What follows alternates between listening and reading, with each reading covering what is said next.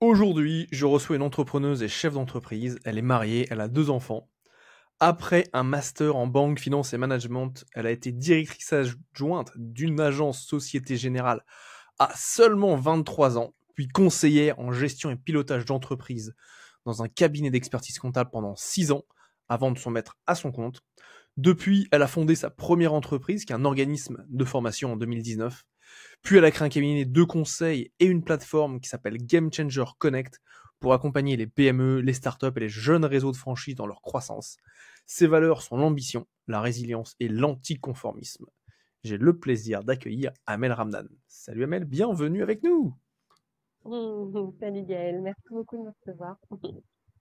Mais avec grand plaisir, on s'est rencontrés il y a plusieurs années, ça fait quoi? Ça fait au moins 3 ans je pense. Non, Quand t'as fait plus Game longtemps. Changer à Massy. Exactement. Donc, on avait échangé un peu l'événement, parce que tu m'avais posé pas mal de questions. Ouais, Donc, je pense que ça va faire presque 2 ans bientôt. ça va faire 2 ans. 2 ans, 2 ans. Ouais. Et il y a pas mal de choses qui sont passées, qui ont évolué. Et là, il y a vraiment un sujet quand on a reconnecté il y a quelques semaines, où tu me dis, bah ouais, bah moi j'aide les entreprises à aller chercher des financements. Parce qu'en fait, il y a Mhm. beaucoup de financements en France. Oui. Et Alors, pas je tous les me. types de financement, mais oui, oui, oui, c'est ça.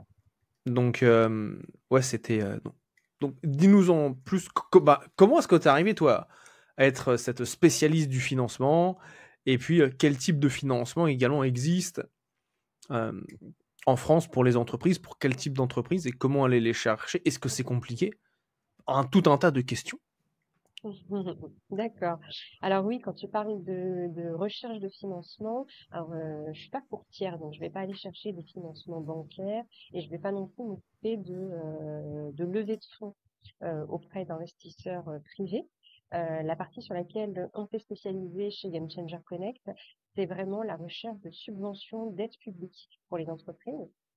Pourquoi? Parce qu'en France, il existe à peu près 150 milliards d'euros d'aides qui sont distribués tous les ans aux entreprises. Il existe à peu près 6 000 dispositifs d'aide. Donc, ça peut être des dispositifs de réduction fiscale comme des dispositifs vraiment de financement sous forme de subventions, de prêts d'honneur, de prêts remboursables, etc., mais qui sont distribués par des institutions publiques. Et donc, la France est vraiment très investie dans ce domaine. Mais ce qu'il y a, c'est qu'aujourd'hui, sur les 156 milliards d'aides qui sont distribuées, en tout cas, ça c'est un montant qu'on a à peu près depuis 2019, tu as toutes les grands comptes, les grandes sociétés qui en bénéficient très largement. Et souvent, les TPE, PME, eh ben, en fait, soit elles ne savent pas quels sont leurs droits, soit elles ne savent pas comment les demander, ou alors, quand elles le demandent, elles trouvent les dossiers tellement compliqués qu'elles vont pas jusqu'au bout. Et du coup, elles en bénéficient vraiment que très, très peu, puisqu'en France, il y a à peu près 77% des TPE et des PME qui ne font jamais de demande d'aide, alors qu'elles ont des aides qui sont possibles et qui sont distribuées principalement par les régions, par la BPI, par la Banque des Territoires. Enfin, il y a plusieurs acteurs qui s'occupent de la distribution de ces aides-là. Et donc, moi, avec mon passé de banquière, j'ai une très belle visibilité sur tout ce qui est économique et financier dans une structure. Donc ça, c'est un de mes points forts quand j'accompagne mes clients. Mais je suis aussi entrepreneuse depuis plusieurs années, donc j'ai un regard assez global sur ce qui est important dans une boîte. Et j'ai vraiment voulu me consacrer là-dessus parce que, en fait, au tout début, quand j'ai créé mon entreprise, je me suis consacrée vraiment à l'accompagnement des créateurs d'entreprises. Et en fait, les créateurs d'entreprises, on les accompagne très souvent à chercher des financements, la plupart du temps à travers des prêts d'honneur. Et en fait, c'est une demande qui m'a été faite. Et au fur et à mesure que notre clientèle a évolué, donc on s'est retrouvé avec des clients qui étaient installés depuis 2, 3, 4, 10 ans, 15 ans, 20 ans. Et ben, au fur et à mesure, on leur a dit, ben voilà, il y a des aides à la création, mais il y a aussi des aides au développement. Est-ce que vous voulez qu'on vous accompagne? Et de fil en aiguille, on a accompagné 2, 3, 4, 5, 10 clients et puis après, c'est devenu une offre chez nous. Magnifique. Donc, après la création, c'est comment est-ce que tu es amené à obtenir de la croissance. Et C'est ça. pour les personnes qui nous écoutent, donc ils vont avoir des entreprises qui sont justement en croissance. Oui. des entreprises de services pour la grande majorité. Donc, on va penser qu'il y aura certainement des coachs, certainement des entreprises de conseil, des organismes de formation, etc. Et qui disent, ok, super ces idées de financement, mais est-ce que ça va fonctionner pour moi? Est-ce que moi j'y ai le droit? Alors, à qui est-ce que ça s'adresse plus particulièrement? Est-ce qu'il y a des conditions particulières pour obtenir, enfin, j'imagine qu'il y a des conditions, donc quelles sont ces conditions? Mhm. Alors, il y a des conditions. Comme je t'ai dit, hein, il y a à peu près 6 000 dispositifs, donc je peux pas rentrer dans les 6 000 dispositifs, mais si tu veux Ouais, qu'on bien fasse sûr. un peu une généralité, c'est sûr qu'il y a certaines professions qui vont être amenées à plus être aidées. Mais en tout cas, il y a des priorités de l'État, et dans ces priorités, tu vas avoir tout projet qui peut mener à de la création d'emplois, qui peut bénéficier d'aide. Tout projet qui demande une forte charge en recherche et développement. Donc, quand on développe une idée, une innovation, un nouveau projet, toute la partie recherche et développement, c'est quelque chose qui peut être finançable. Il y a tout ce qui est transition numérique ou transition énergétique des entreprises qui est compris dedans. Donc ça va être vraiment les principaux points qui peuvent être financés. Mais après, en fonction des priorités régionales, de certaines priorités de la BPI, etc., on peut avoir des financements sur des niches très spécifiques. Tu me parlais d'organismes de formation. Depuis quelques années, on a des appels à projets tous les ans qui sont gérés par souvent les régions, la BPI, la Banque des territoires, qui permet, par exemple, pour des organismes de formation ou des entreprises qui veulent former leurs salariés, de bénéficier de financements pour intégrer de l'innovation dans leur méthode de formation. Ça, par exemple. Donc, Et ça ça peut être fonctionne comment ça? Donc, ce que tu es en train de me dire, c'est pour former de manière innovante, on peut aller chercher des formations. ouais. Des En fait, subventions, pardon. c'est ça. En fait, il y a un gros point de douleur aujourd'hui, c'est que beaucoup des formations qui sont dispensées sont faites en e-learning et très souvent en asynchrone. Et en fait, il s'avère que tu as 80%, voire même 86% des formations en asynchrone qui ne sont jamais terminées parce que elles génèrent très peu d'engagement. Or, il y a énormément de fonds en France qui sont mobilisés pour la formation des salariés, la formation des entrepreneurs, etc. Donc, en fait, l'État n'a pas envie de donner des fonds pour des formations qui vont pas se terminer. Donc, en fait, elle incite les organismes de formation et elle incite les entreprises à innover pour aller chercher de l'engagement. Donc, ça peut être par de la réalité virtuelle, ça peut être par des serious games, ça peut être par des systèmes d'innovation qui vont aller chercher de l'engagement et chercher une méthodologie qui va permettre vraiment d'impliquer l'apprenant dans sa formation. Donc, pour ça, c'est quand même des projets, quand on veut développer un nouvel outil, développer une innovation au sein de la formation, c'est un projet qui, en termes de recherche, d'ingénierie pédagogique, d'ingénierie de formation, doit mobiliser beaucoup de ressources. Et donc, l'État veut participer à ce financement de manière à ce qu'on ait vraiment de la formation qualifiante de qualité. Excellent. Excellent, excellent. Et pour qu'une entreprise soit, comment dirais-je, éligible Oui. aux subventions, qu'est-ce qu'elle doit, enfin j'imagine qu'elle doit montrer patte blanche entre guillemets, mais quelles seraient, tu vois, les conditions principales pour qu'une entreprise soit amenée à obtenir ces financements? Après, tu as plusieurs types de financements qui peuvent avoir lieu en fonction du cycle de vie de l'entreprise. Donc, par exemple, si on est en phase d'amorçage, ce qu'on appelle la phase d'amorçage, ça va être en amont du projet et jusqu'à cette phase, elle peut être calculée jusqu'à 3 ans après la mise en place du projet. D'accord? Dans cette phase-là, c'est sûr que la société, elle n'a pas forcément des bilans à présenter. Si on est sur la première année, la deuxième année, des fois, on n'a pas des bilans à présenter. Donc, ça va plus être sur la qualité des prévisions qu'on va proposer. Comment le business model est constitué, comment l'étude de marché elle a été faite, comment le fondateur pense sécuriser son entreprise, quels sont les emplois qu'il va créer. Et c'est là-dessus que les demandes de financement, elles vont s'appuyer pour donner des accords. Donc ça, c'est quand on est en phase d'amorçage. Après, quand on est en phase de développement et de croissance, donc là, effectivement, cette fois, on a des bilans et il va y avoir des choses qui sont rédhibitoires. Par exemple, une entreprise qui a moins de 5 000 euros de fonds propres, elle va être considérée comme fragile, donc elle va avoir du mal à obtenir des financements. Une entreprise qui a des fonds propres négatifs, c'est sûr qu'elle aura aucun financement de ce type. Et puis après, il va y avoir effectivement certains red flags. Si l'entreprise, elle peut avoir des fonds propres positifs parce que elle a un historique qui est très solide, mais si elle est vraiment en très grande perte de vitesse depuis 3-4 ans, ça va être compliqué aussi d'aller chercher des fonds. Donc après, faut vraiment bien analyser l'entreprise où elle est aujourd'hui et qu'est-ce que son projet à faire, enfin, le projet qu'elle va développer, quelle est la conséquence que ça va avoir sur ses finances et sur sa solidité, sa pérennité à 3, 4, 5 ans. D'accord, donc c'est vraiment une exposition, enfin un prévisionnel sur plusieurs années en termes de la viabilité, pas la visibilité, la viabilité de l'entreprise. Excellent. Et donc j'imagine, comme tout ce qui est aller chercher des fonds avec l'État, etc., ça doit être un casse-tête au niveau administratif, dossier, et Oui, patati et patata. c'est clairement ça. Déjà, comme je t'ai dit, sur les aides, il y a différents interlocuteurs, il y a différents acteurs.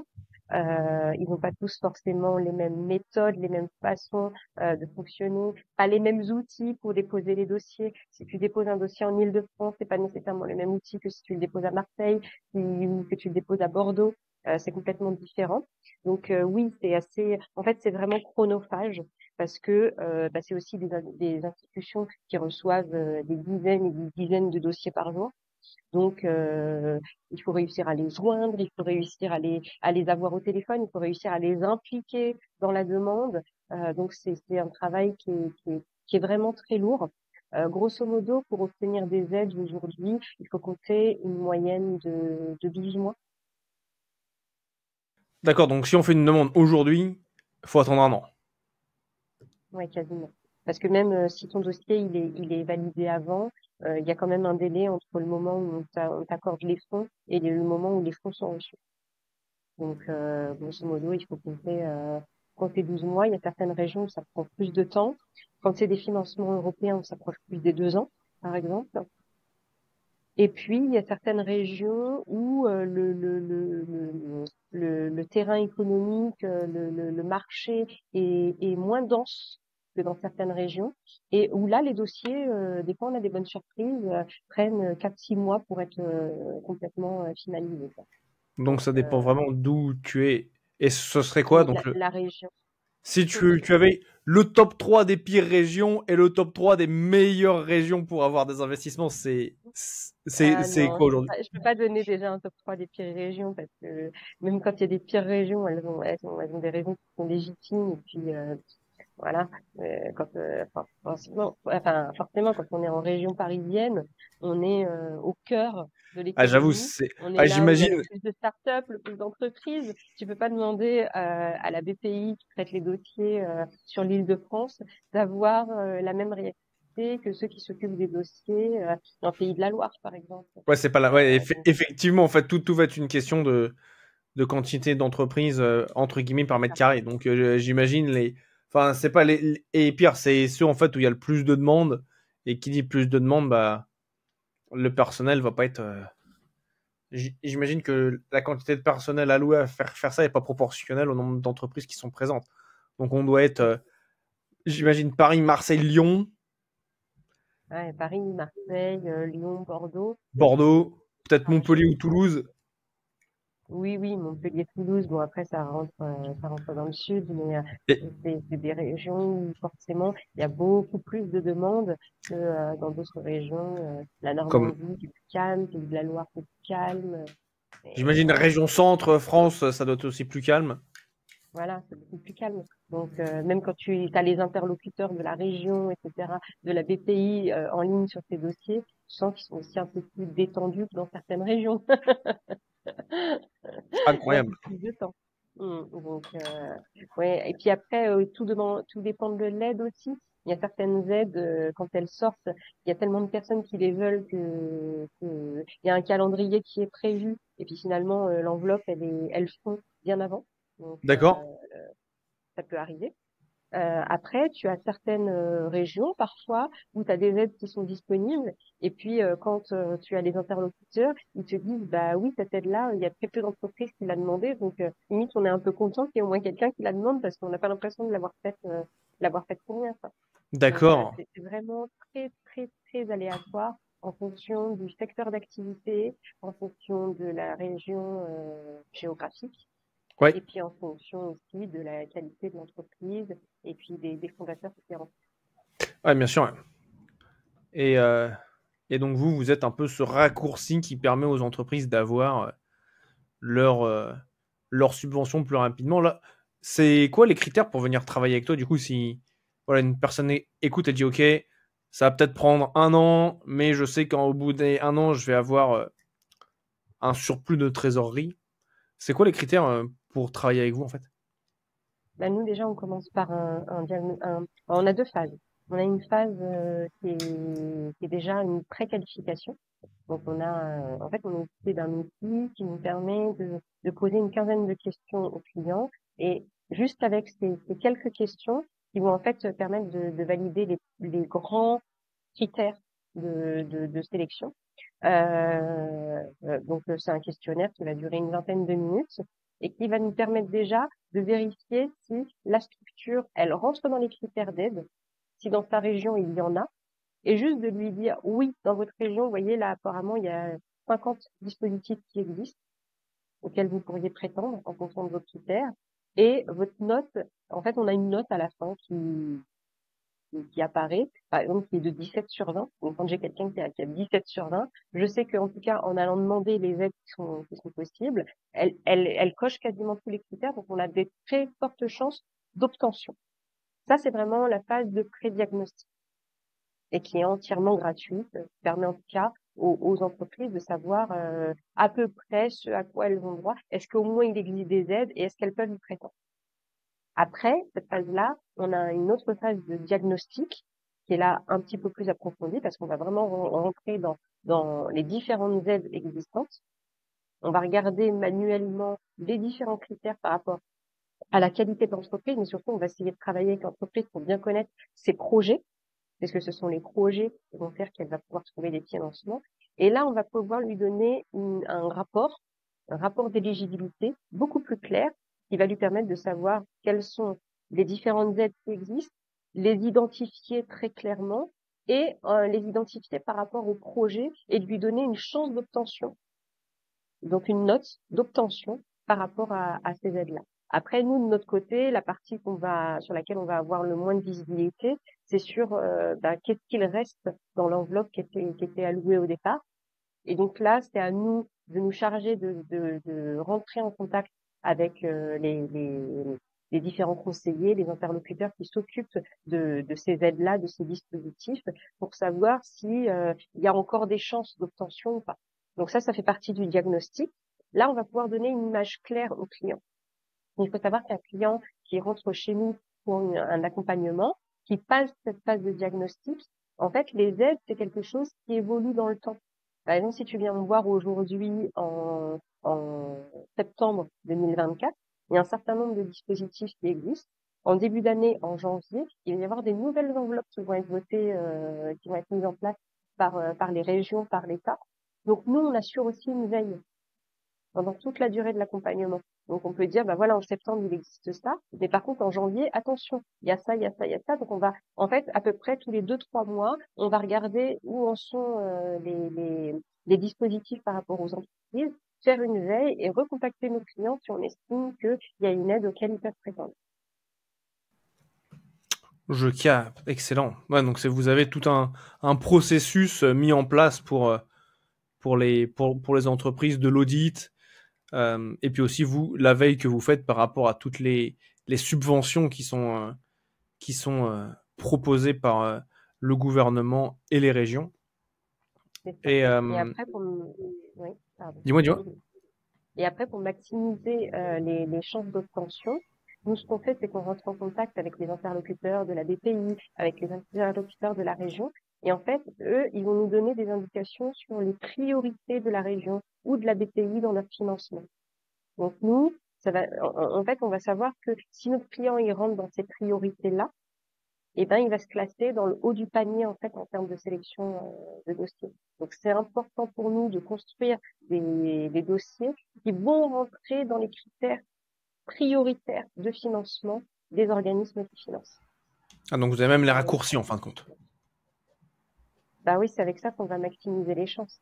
Donc, si la priorité de la région à certains endroits, c'est de créer de l'emploi sur des secteurs d'activité industrielle, sur des secteurs d'activité liés à l'écologie, etc., c'est sûr que bah, si le client il remplit tous les critères, nous, on va argumenter le dossier de manière à ce que ce soit mis en valeur dans la demande de financement. Magnifique. Magnifique, ouais. Donc c'est vraiment tout un package que vous apportez par rapport à ça. Et le nom du podcast s'appelle le différenciateur inné. Où on vient chercher justement ce qui est unique. Enfin, ce qui vient différencier une entreprise d'une autre. Et inné parce que pour moi, et après avoir accompagné des dizaines et des dizaines d'entreprises, je vois que chaque entreprise et chaque être humain a cette unicité, cette singularité qu'il a déjà en lui et qu'il n'a, comment dirais-je, mais que lui ne vient pas exprimer parce qu'il la vit. Pour toi, par rapport à ton entreprise de manière globale, quel va être votre différenciateur inné? Cette singularité qui va faire toute la différence. Okay. Bah, tout est dans notre nom. Game Changer Connect. Game Changer, pourquoi? Parce que nous, on aime sortir des sentiers battus. On aime, on n'est pas toujours les bons élèves. C'est-à-dire que si on a un client pour lequel on doit aller chercher des aides, on va vraiment essayer de mobiliser toute notre force, contacter tous les interlocuteurs qui vont nous permettre d'obtenir les bons arguments pour aller monter le dossier de la meilleure façon. Si tu veux, on n'est pas très scolaire en fait dans notre manière de faire.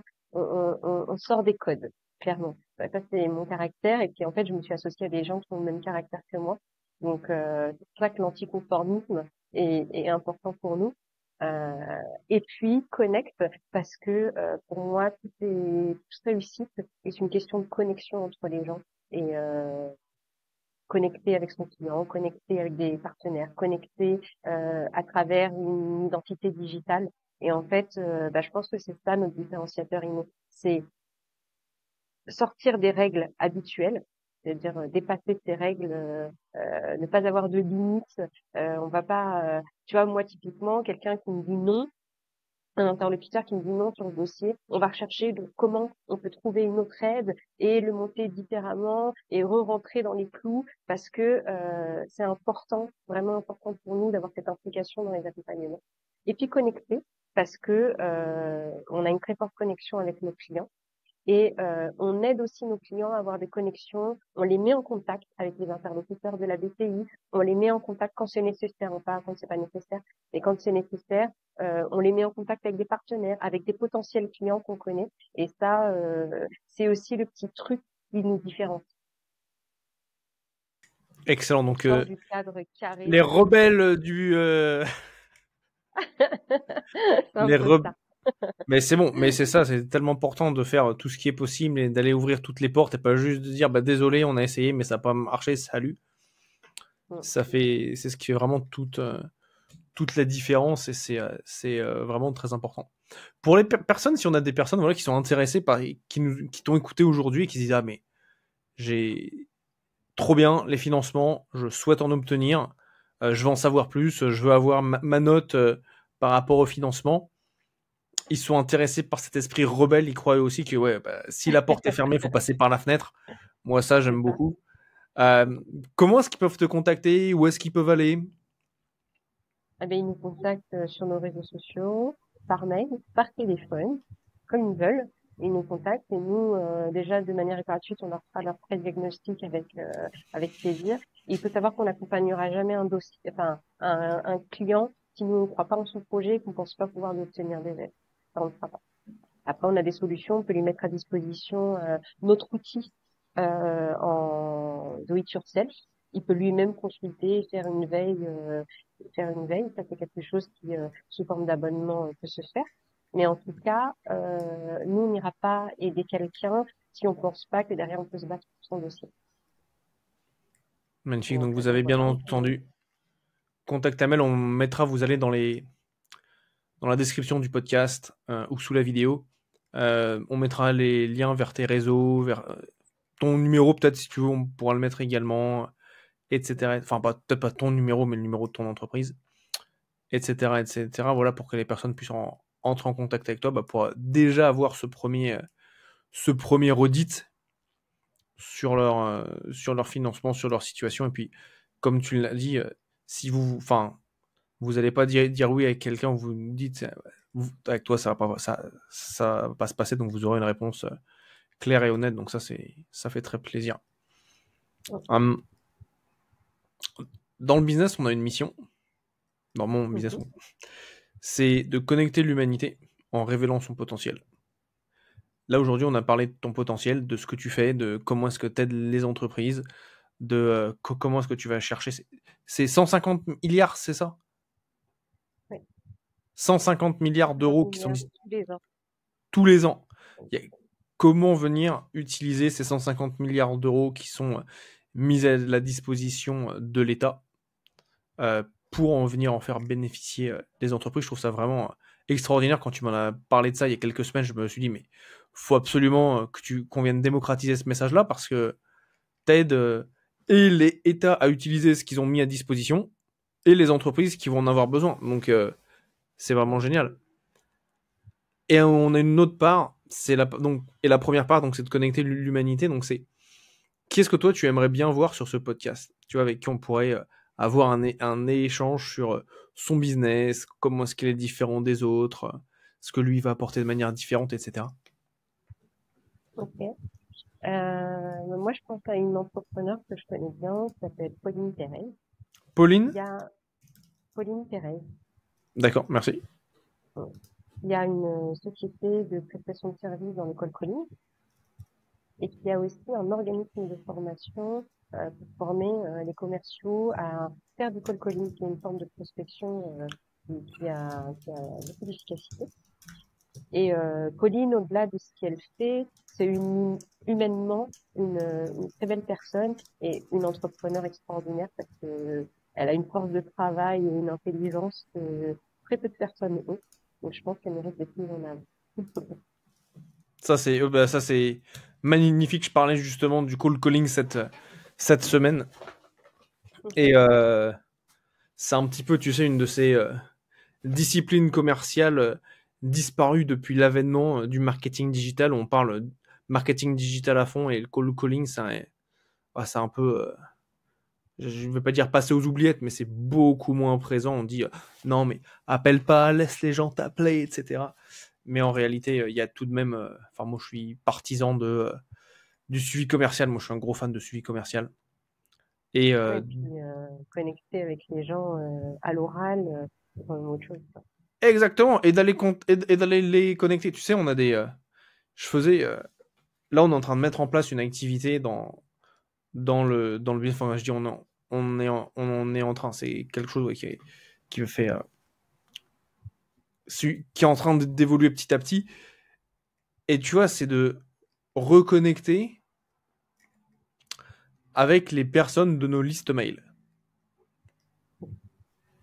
J'ai fait un truc assez cool, c'est en fait, à la place de me dire c'est quoi le nouveau truc qu'il faut que je mette en place, c'est ok, qu'est-ce que j'ai déjà où je peux aller pousser le curseur un peu plus.